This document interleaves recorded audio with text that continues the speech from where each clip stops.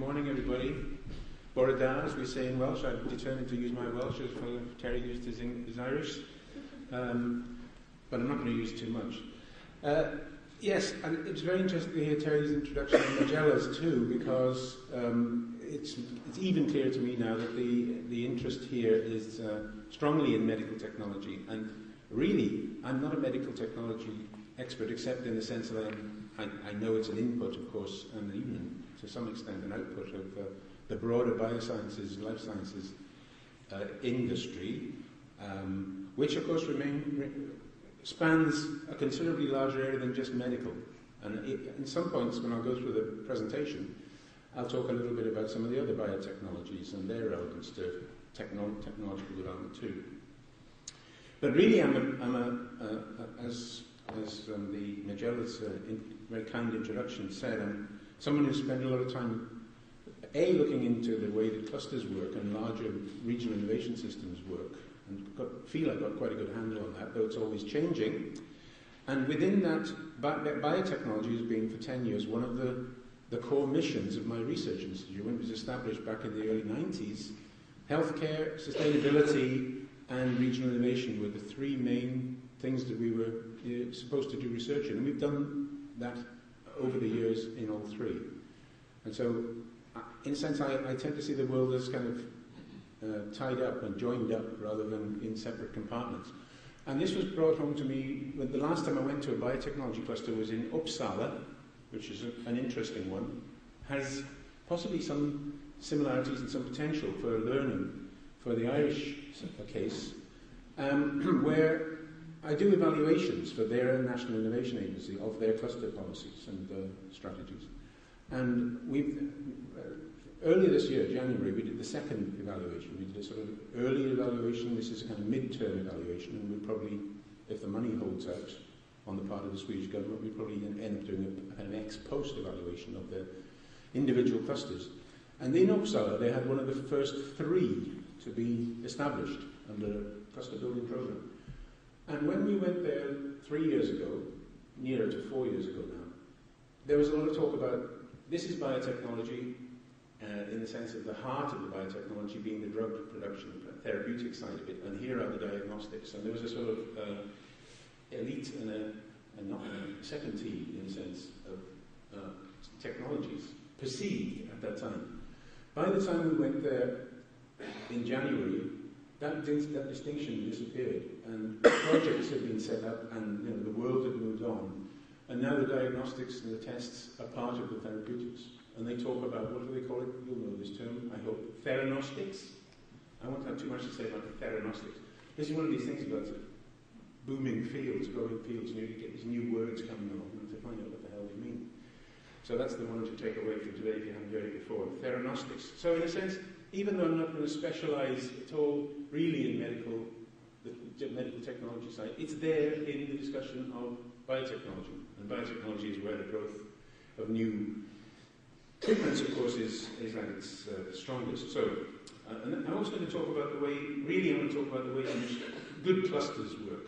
That's essentially my story today. And you can ask questions and so on. I'll leave 10 minutes more maybe, if I can really manage my time well, for questions. So here we are. Let's look at some key dynamics. I'm going to use biotech innovation as my main vehicle for doing that, to examine some of the leading biotech clusters in the world, and also to look at what I call learning clusters, those that have the same sorts of aspirations as Ireland does to become a major sort of node in a global network. That leads me then to look at the ways these global networks, especially around research and patenting and publication, so the academic and business interface to some extent, and the global connections and hierarchies there are within that. And consider, finally, some lessons for Ireland, or insights that might be helpful to the Irish ambition. Well, this data is now a few years old, but it was quite useful and it hasn't changed massively, I don't think, since the mid-2000s. Really, just giving us a quick snapshot of the world ranking in more broad than biotech, bioscience. In terms of companies, those which are of course, dominated by the numbers from the USA, as are the companies that are public, out on the market, their market caps, revenues, employees, 191,000 then. Don't know what it is today. Not sure. Biotechnology, particularly, has had a bit of a rough road in the second half of the 2000s. Even after the dot-com slump, it began not to do as well as it had in the 90s. And they had about 800 plus pipeline products, that is in development. The UK was vying with Germany in terms of the total number of companies. Actually, Germany then had more, but it had less public companies. Britain had more of those. And Britain was a sort of mini USA in some respects in terms of numbers. 22,000 employees compared to 191,000 employees, for example. And so that was the picture. I mean, it's a dominance, a clear dominance by the USA, and that, in a sense, means that the USA is the place, one of the key places to learn from. But never forget that the kind of regime, the governance system, the rules and regulations that condition the way the development occurs is also important. So there's also maybe some useful lessons to be learned from looking at some of the more successful European cases. And if I was to be, in some sense, involved, not that I'm wanting to be, I'm going to be retired in about 6 months' time, but in sort of organising interesting visits, I would certainly have Uppsala on my list, and I would have somewhere in Switzerland, possibly Geneva or Zurich on my list as European cases of successful cluster building across the different elements of the bioscience value chain, including medical technologies. Germany is also, Munich is probably also, those aren't too far apart, you can take them in. And they have organizations in Germany, they're good organizations representing their clusters. So in Munich it would be BioM. And they have another one in Heidelberg, which I know quite well and have worked on projects with. So anyway, that's where to look, I would say. Of course, you could decide that you'd like to look at Singapore, which has a definite strategy. As you probably know, Singapore's economic development policy is rather top-down, rather enterprising, and rather successful. And they were very successful with attracting foreign investment and building up their own startups in the ICT sector, and then they translated that into biotechnology, and they built a big on-campus biotechnology center called Biopolis. The architect was Zaha Hadid, you know, the Iraqi architect who's highly thought of, has been for a number of years. It looks great, it's got a lot of the global companies present, but when you really go there, you see, this is a global marketing office with about 2 people working in it. So the names are on the nameplates are on the door, but I'm not too sure how well that's been able to somehow create demand for indigenous output. When I went there, 2007, it looked very impressive, and they talked a good talk. But it's difficult to get big companies to locate R&D, particularly even in places like Singapore, because maybe Singapore doesn't have enough the human capital that they're looking for in the right areas.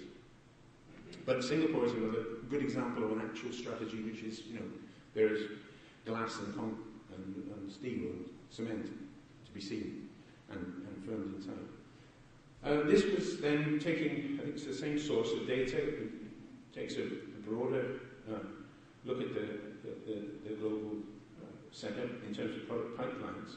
And here Ireland enters, and Ireland, I was looking through these data, I didn't bring the other slide with me, but Ireland, of course, is dominated by Iran in this field. And they, at this time, had about 20 or 30 products in various stages of clinical testing.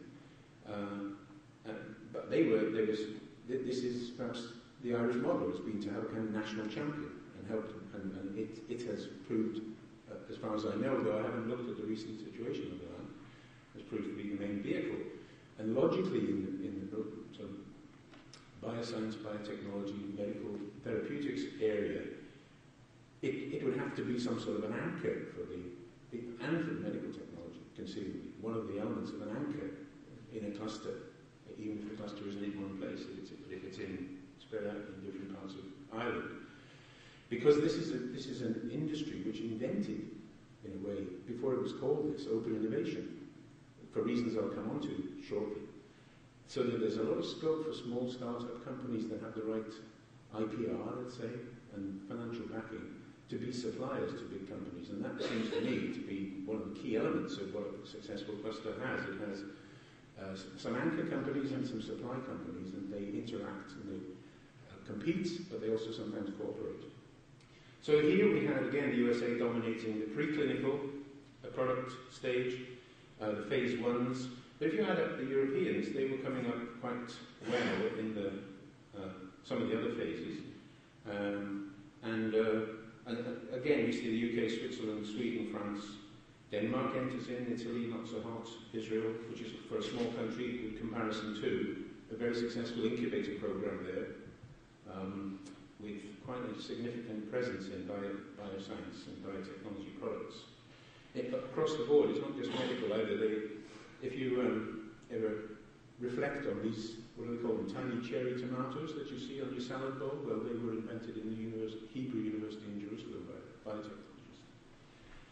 When I was a kid, we didn't have little tomatoes like that, or tomatoes, maybe I should say, for Boston friends and Massachusetts friends.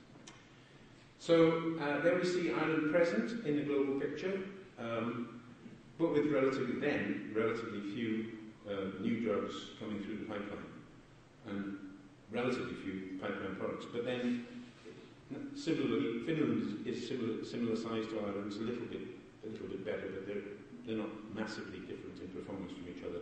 And as I say, I couldn't find the equivalent data to do this sort of comparison for a more, 2008, 2009, 2010, sadly. Now then, one of the interesting things that underlines what I was saying to you a minute ago about open innovation and large pharmaceutical firms purchasing innovation from small, smart biotech, not so much startups, but many of them are now medium-sized. Whatever. There has obviously been a big problem for pharmaceutical researchers, as much as the in-house research typically conducted in large global pharmaceutical companies has been yielding fewer and fewer new approvals for the expenditure of ever-increasing amounts of investment, R&D investment dollars. So there weren't that many more approvals of new drugs between 1967 and 2001. The peak occurred in the mid-90s.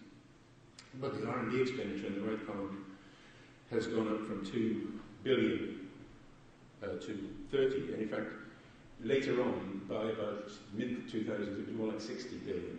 I think that figure comes up here. 50, just over 50, towards 60 by the mid-decade. When you look at in the USA, it's accounting for the majority of that expenditure, generally speaking, anyway. So this was the first graph, which shows a beginning of a leveling off from a very high level of the R&D expenditure by big pharma, and a growth and then a stabilizing, more or less, slightly declining situation for biotech companies, meaning the small and medium-sized biotech companies. But what was happening with that money? So that's 50-some billion, 55 billion, let's say, being spent by big pharma, and 12, 15 perhaps by 2004 by biotech companies, some of which was also coming from big pharma, because it was they were spending money on innovation from small and medium-sized companies. But the results were like this. The new drugs were approved by the biotech companies had bypassed the big pharma new approvals, which are on a permanent decline, by 2003. So essentially, shareholders were saying to big pharma, look, you take a lot of your profit and you put it in R&D, which is producing a declining number of new products. Meanwhile, small biotechs are spending much less and are producing more new products. Go figure. We don't want you to spend as much on R&D. And so gradually, big pharma, if you read the news in the last 5 years or so, has been either acquiring or doing licensing deals or making new kind of milestone payment relations with small, smart biotechs. And some of them are still smart, but they're not so small. They're medium-sized, and some are getting close to the size of some of the bigger, not the bigger, but the fairly big pharmaceutical companies. So that's the dynamics. Now this is a different, again, sort of ranking. There's especially in the US, they're very good at putting this kind of data out. And this comes from a famous study done in the early 2000s by a friend of mine, actually, Joe Courtright, and his partner Mayer in Brookings Institute. And they ranked the American bioclusters. And on various indicators, it then was a sort of contest between Boston and San Francisco as to which was the strongest. And some of the key indicators that were used were numbers of firms, numbers of life scientists in the cluster, the amount of venture capital spent or invested, and the amount of big pharma funding that was going into the cluster for the reasons I've just been talking about. I put Boston top because I think on the hard indicators, particularly the big pharma funding, which is only coming in when there's a real product that's got a real chance to win in the market, compared to the VC, which is coming in at the early stage when you're not so sure about that, plus the extra weight of the life scientists, and at that time the very similar sort of size of the DBS, and I thought to myself, who should be top on this? How do I weight these? And Boston won out because I think on those harder judgments like the pharma investment at that time, and bear in mind that was for a period, an average over the late 90s when the industry was doing relatively well. I put Boston slightly above San Francisco, and San Diego is coming in third as another strong one. And one reason why I put a ring around Stockholm, Uppsala is because the next slide says something a little more about that particular cluster. And it's really two clusters. Uppsala is about 20 miles, let's say, 25, 30 miles approximately from Stockholm. Stockholm has a bigger presence in the industry, but Uppsala, for a small university town without a whole lot else going on there, other than universities and university education research, scores quite well. Put them together, and they come quite high in the global ranking in terms of the number of dedicated biotechnology firms they have, the number of life sciences they have, the relatively smaller compared to US venture capital investment, and a not unreasonable amount of 250 million then in the early 2000s in terms of pharma funding. And it's another reason why Uppsala is quite an interesting place to think about is that it was once dominated by Pharmacia, and then Pharmacia was bought by Pfizer, and Pfizer essentially closed Pharmacia down. So the big anchor firm of this cluster disappeared.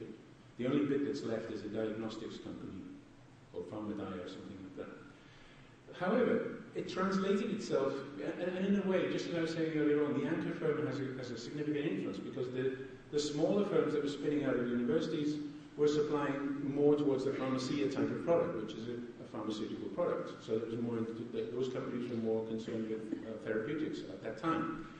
Then they lost Pharmacia, and many of these firms stopped supplying and had to have a rethink, and some of them disappeared or moved away, and then some others came up, and the new anchor firm was GE Healthcare, and GE Healthcare is in the business there of separators.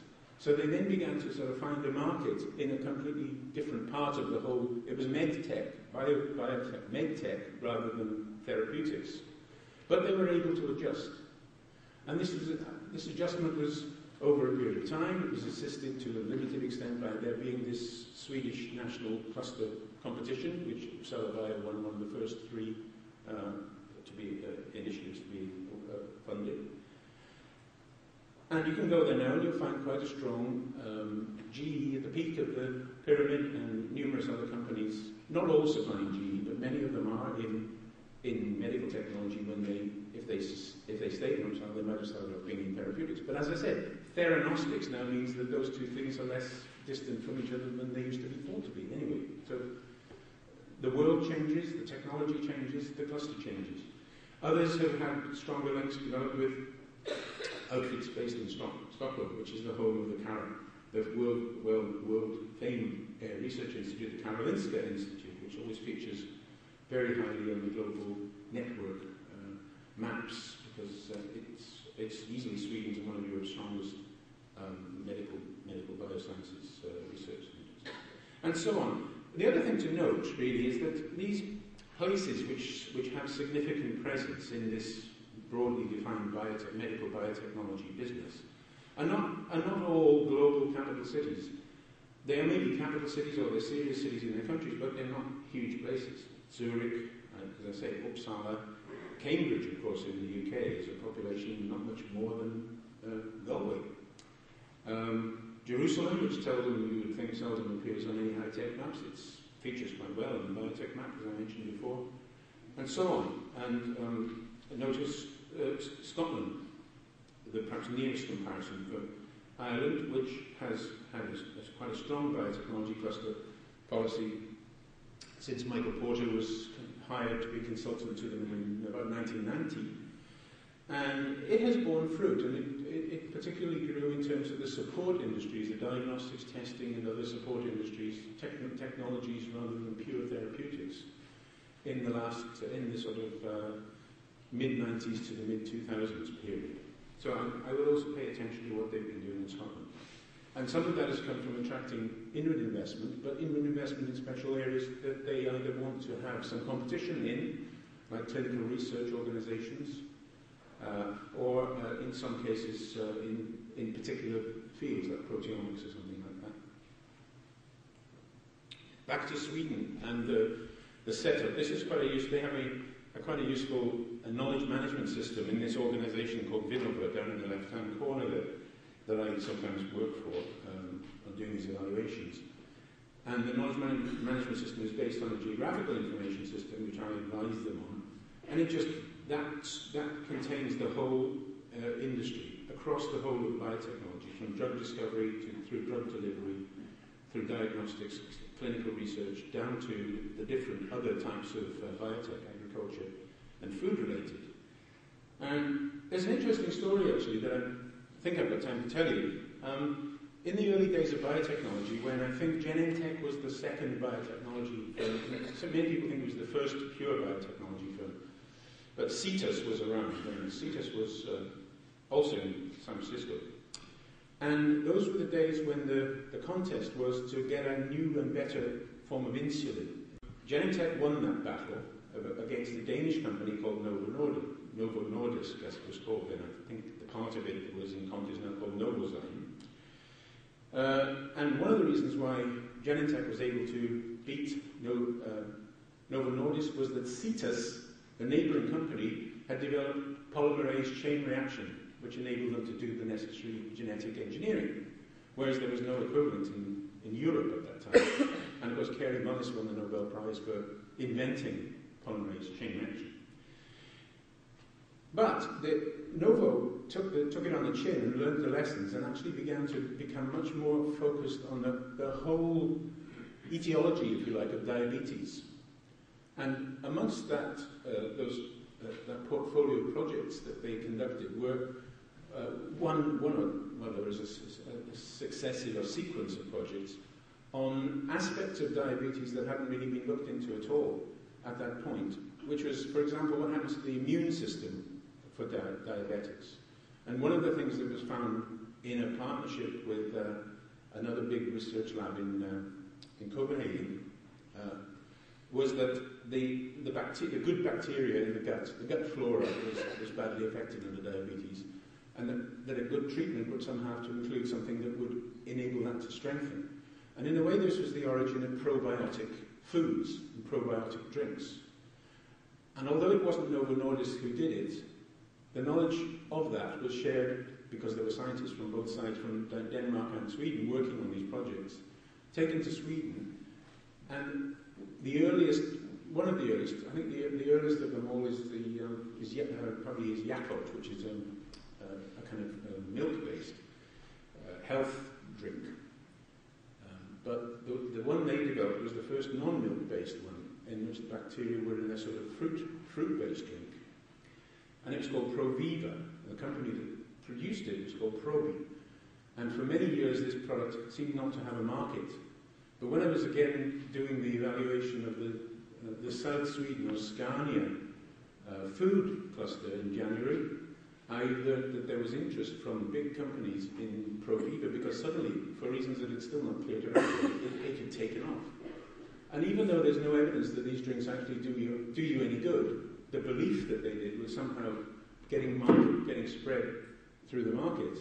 And then I just checked up on the website about a month ago, and this company, which is basically a dairy, but it had produced these probiotic drinks as a sideline, had been sold to Danone for $50 million. euros. Suddenly this was, from being a Cinderella product which seemed to have no market because it seemed to have no impact, it suddenly become something that a big company, big global company like Danone wanted to buy. So that was, and this interests me as an academic in a sense, this notion of a sort of mutation or a transfer, knowledge transfer essentially, from one part of biotechnology, diabetics, insulin, to another part of biotechnology, which is food and functional food. So you see, in the Swedish case there, you have one large drug discovery and development company, which is AstraZeneca, in the what they call the red biotechnology, and you tend to have one or two large ones in certain other sectors, and quite a lot of small firms. But that is the national biotechnology picture across all the different biotechs. So that's a useful thing to have and to know and to be able to refer to. Now I'm crossing the pond, as Terry referred to it earlier. I'm going to use a couple of slides here, which are probably well known to the friends from Massachusetts. This is how, in about the 1999 or 2000, the company that produces these profiles of the biotech clusters in the US, they called it Genetown at the time. It's a little bit cheesy, but never mind. Genetics was, the human genome hadn't been cracked at that point. So this was partly connected with that. What I want to just to draw attention to is the names, this was the Boston cluster as of then, or the greater Boston cluster, because we're going over into Cambridge and some other towns as well. The names of the pharma companies like Wyeth, like Pfizer was there then, Aventis, then a number of other lesser known companies, and one of those would be Genzyme. I can't spot it at the moment, but I visited them at about the same time as I discovered this. And Serono, which was then an independent company. And Biogen, which was one of the, maybe the third biotechnology company in the world. It was the Massachusetts side equivalent to Genentech in that early development of biotechnology. Yes, Genzyme is there just above. And Genzyme, by the way, now as you know, if you follow these things, I still don't know whether it's actually been bought by Sanofi Aventis or not, but Sanofi Aventis have put in a big bid for it, and the shareholders aren't happy, they want more, of course. Amgen was there, which is the biggest biotech company in the world, and but there were other companies like Abbott Laboratories, etc. That was the big picture then. But there were sort of spaces. It was, even in this representation, which isn't really science, but it's based on facts, nevertheless, there were spaces. Now, by 2009, 2010, it looked more like that. And a lot of the names were different. Wyeth had been purchased, I think by Pfizer. Novartis had moved in. I'm not sure whether Novartis was there before. Notice 4 o'clock, there's the Irish Development Agency. I'm not quite sure. I mean, presumably they're not doing biotechnology. They're observing what's going on there to see whether they can spot any possible human investors. And a company like Lonza is present. Now, Lonza is a biologics company that's supplying, technology, if you like, to the industry. It's not a therapeutics or it's not a diagnostics company either. Shire, which is the big UK company, was present. Diax, which was in 1999 was nowhere, had grown sufficiently to be a significant medium-sized player. This was a company founded by, what's his name, Nobel Prize winner David Baltimore back in the 90s. And it had simply grown. I mean, there are less spaces. There are more firms, there are different firms, there are firms that have been purchased, there's even more. I list them at the top under the title there. The incomers during that period. Pfizer had been an incomer in the sense it had bought up parts of it, plus the add to the small office it had in the 90s. Novartis, AstraZeneca, Sanofi, Merck, Bristol Myers Squibb, they were all there. Why were they all there? Because this was the place to learn the leading edge genomic, post-genomic, and traditional biotechnology knowledge from either the Harvard Medical School, MIT, or the smart startups that in some cases grown to a serious size. So Biogen had by then become Biogen IDEC, a merger between those two leading companies. Genzyme was still present. Notice I think this is representing MassBio, the balloon on the right. The Massachusetts Biotechnology Council, an interesting organisation, not a public organisation, a membership subscriber organisation that manages collective goods, public purchasing, common purchasing agreements representing the cluster at Bio and other big conferences and so on and so forth. Something like that, with a specialist role to play, but sort of with a main interest to be to work for its members, rather than somehow to aggrandize the reputation of politicians, is a very useful adjunct, if you like, more than an adjunct in a sense, in a successful cluster. We also did research in the early 2000s into clusters in like Cambridge in the UK. This is not the whole cluster by any means, it's bigger than that. But it just gives you some idea of the different kinds of relationships that you have. Look in the bottom right-hand corner. There you have this company in the middle of a little web there called Cambridge Antibody Technologies. Now this is a company whose origins are in the molecular medical research laboratory, molecular biology research laboratory, famous place, 13 Nobel Prizes over its existence. And the place where Crick and Watson cracked the DNA code. And so they have an expertise in antibodies which goes back a long way.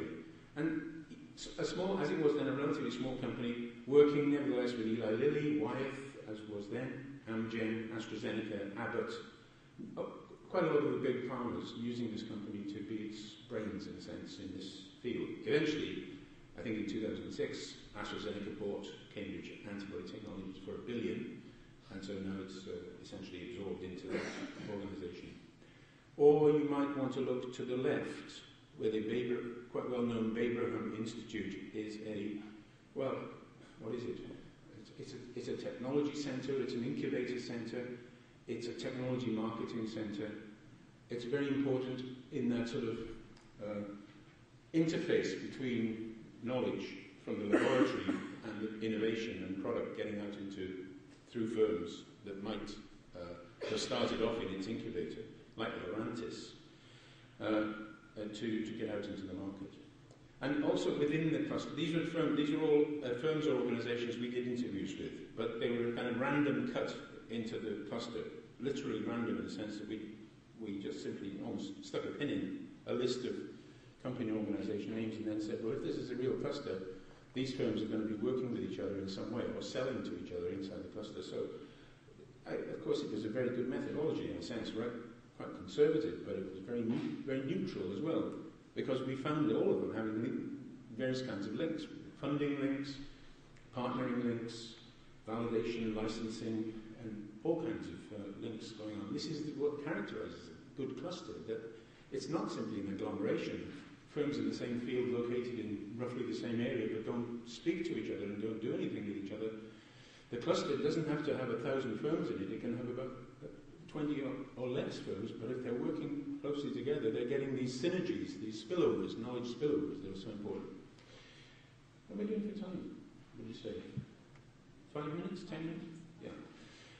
I'm not going to go in detail, but this, I've got 2 slides coming up. I think this is Boston. The next one is both, I think it's both San Francisco and San Diego, and they're results of research we did on particular projects that were being pursued, being initiated by firms at that sort of middle level, the Axis, the Aurora, the Links, the Insight, and those kinds of firms were initiating research projects, but they were working with research centres such as University of California, San Francisco Medical School. They were working with some other companies in other parts of the USA. They were working with some, very few, in Europe. A lot of the funding for these projects was coming from the bottom, which is the big farmers, and even in some cases not farmers, chemical companies, or even in the case of, I think Kirin might be in there somewhere, brewery companies. And Boston had a similar sort of structure. They didn't necessarily only work closely with their own local, like Harvard was involved as a research institute which was in proximity to the main Cambridge, in this case mostly Cambridge cluster. But they were using R.W. Johnson, Stanford University, and the Burnham Institute in California too. So they would not only work with their own local people, they work with the best, what they perceived to be the best. But the structure was much the same. Funding coming through from large companies for special projects that they then worked in collaboration with either their own local, their neighbours, or other firms they they valued, whose reputation they valued in other parts of the US, or here I think Cambridge Antibody Technologies was one of the companies involved. These were like some genomics, early genomics work, post-genomics, even combinatorial chemistry, these kinds of projects. I think there are about 6 that are represented in here. So that's what a cluster.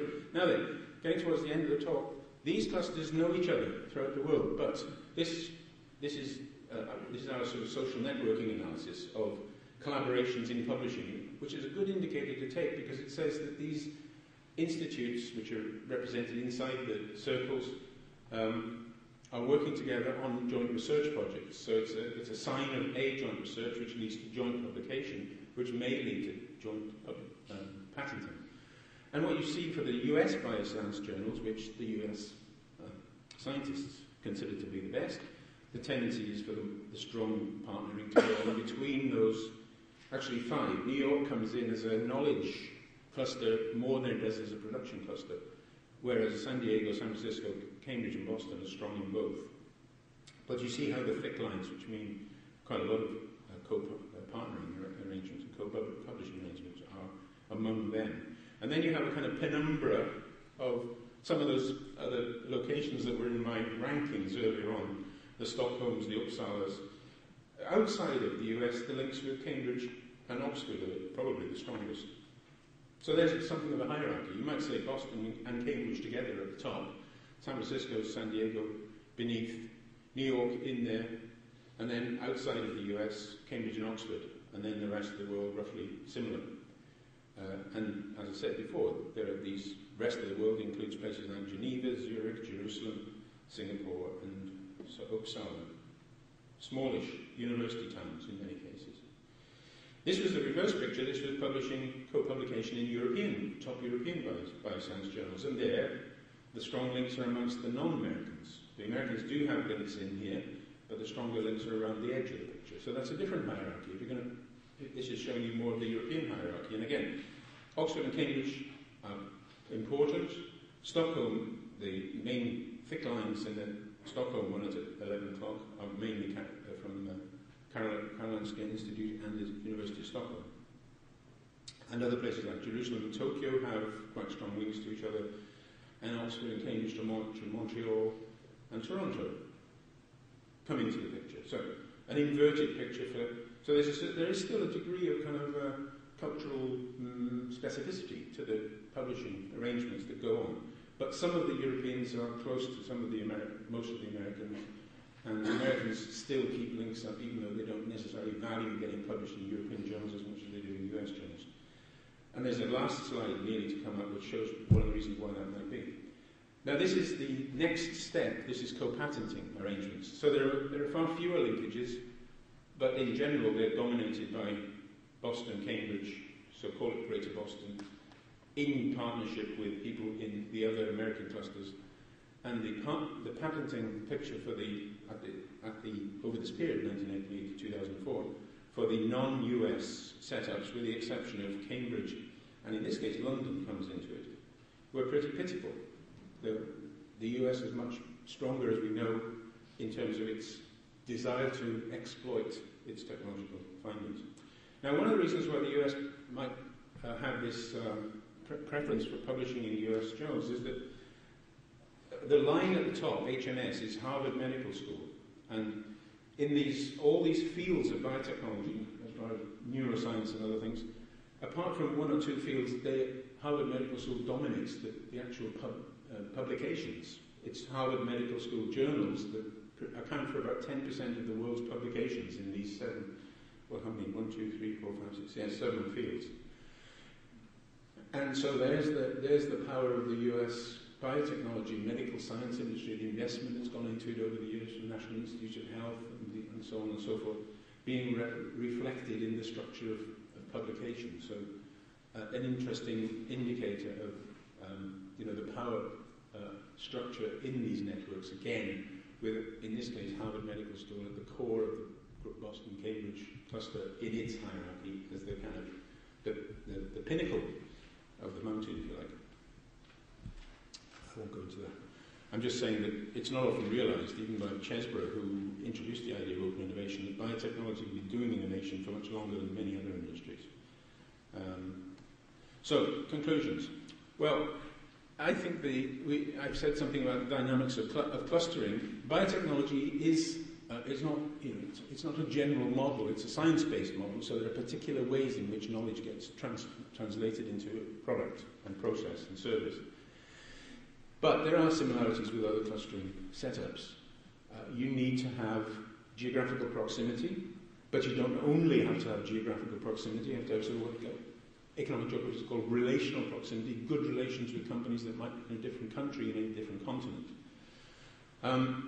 But there's also a debate in innovation studies been going on for 30 or 40 years.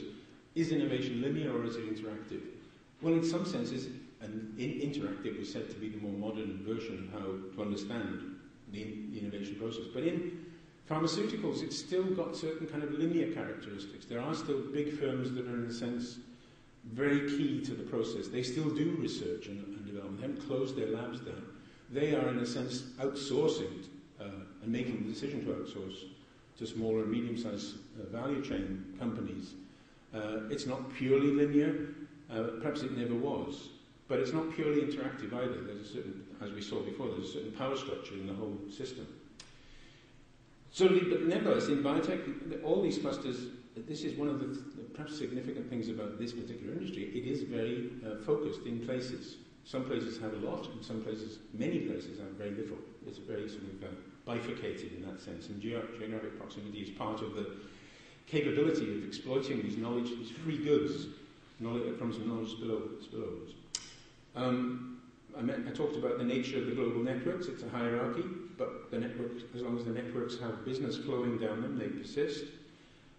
Greater Boston, unquestionably in my mind, with Harvard Medical School at the heart of the knowledge production system, is the peak of it all.